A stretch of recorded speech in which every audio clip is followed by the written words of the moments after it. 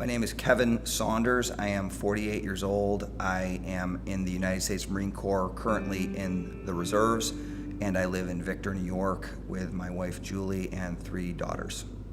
I joined the Marine Corps in 1991 because my uncle Tom Goyette had been in the Marine Corps for 20 years.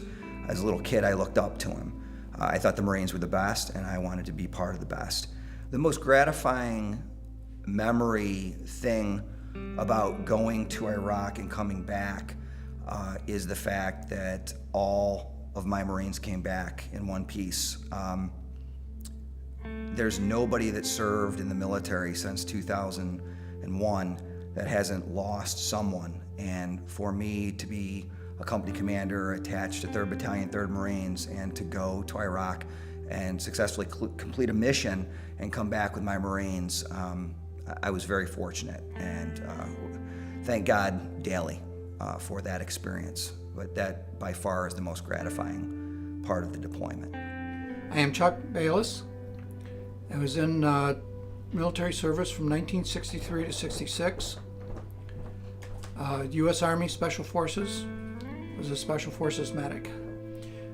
So I had a friend, the family, who was a recruiter, talked to him, and what he said I should do was go in to the Army as RA, or regular Army unassigned, and then apply for Special Forces training.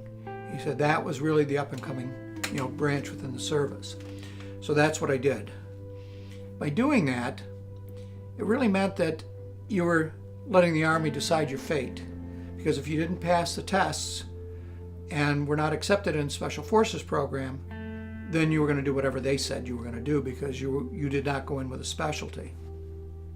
I am the founder, and the chief executive of the Military History Society of Rochester, a not-for-profit historical society that deals in military heritage. Military History Society was started 10 years ago, and it was really started because in Rochester there was nothing that dealt with military heritage. Other organizations have great stuff, but it's not really their focus. So our focus is specifically U.S. military history with a special emphasis on local stories. Now my name is Arthur Toughen. The branch of service I was in was the 605th AAA Artillery, and it was part of the U.S. Army. And I was in the service from 11 November 1942 until just after Christmas 1945. This was in World War II, and we were set up in England.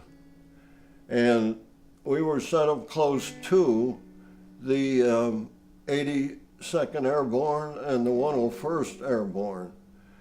And we were the defense of that unit. Now, at that time, this was about 4 months before the invasion, and we were a defensive unit. And our job was then to protect those bases from any aircraft, enemy aircraft that came into that area. The fact you're in service and you do exactly what they command, they run your life for the period of that service, which I'm not complaining. I'm happy I went.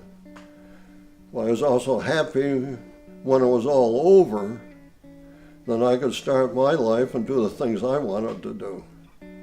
I'm not quite sure the words for that, but I thought I was so happy to get out. I was happy to go in and do what we did, but it's just you don't have control of your own life. We did it for that period, it worked. I saw so much that happened during that war. And I took away with it one thing in particular: there's got to be a better way, would be my comment. My name is Roger Hill. I'm from Rochester, New York here. I am 84 years old. I served in Korea, 1951 to 1953. I was a sergeant in the United States Army. I was 19 when we went in. Most of everybody that went in when I did we were all 19 years old. I enlisted. I was going to get drafted anyway, so I just hurried it along a little bit. To me, the Korean War is known as a forgotten war, and it should not be forgotten, and I'd like to tell you why. The Americans killed in the Korean War was 36,516. There was 103,284 wounded. Missing or captured was 8,177. South Koreans that were killed, men, women, and children, was over 1 million. Now, apparently this is what it costs for freedom, and it is not free. The Korean War should never be forgotten. My name is Laura Stradley, and I am 38 years old. I was in the United States Army from 1996 to 2004 on active duty, and I'm originally from Liverpool, New York. So I was a musician in the Army band, and I played the saxophone, and the main purpose of the Army band is to provide musical support to troops around the world. We also helped improve or maintain international relations between the United States and host countries. So as the director of the Monroe County Veterans Service Agency, it's really just an honor actually to have this opportunity to serve vets every day. What we do is we try to make sure that veterans are getting the benefits that they earned through military service. I think it's really important to respect the flag because so many men and women have died serving our country and in defense of the flag. For all of the men and women who made the ultimate sacrifice, the families have mourned and grieved their loss.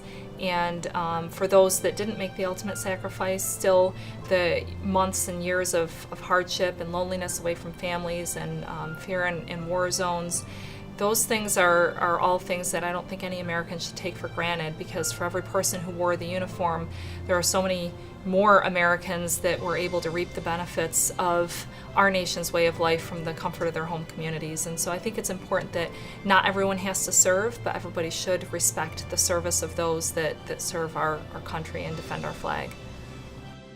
Well, Veterans Day, I think, is really one that at least shows respect for that on that particular day for those that actually have served, and to help folks to remember, what has gone on. And for me personally, one day is just not enough. Question, what is the meaning of Veterans Day to you? And this was taken at the Colville Cemetery for you. And this is one of our friends who got killed at Camp Colesville when that breakthrough happened. His name's Kenneth McCarthy, and he's buried over here in Kilburn Cemetery now. They say you never want to forget, but you got to move on. I moved on, but I don't forget. Well, from my the military experience, I learned that freedom is not free. A lot of men and women fought and died for this country underneath this flag. And the flag should always be flown and treated with respect at all times.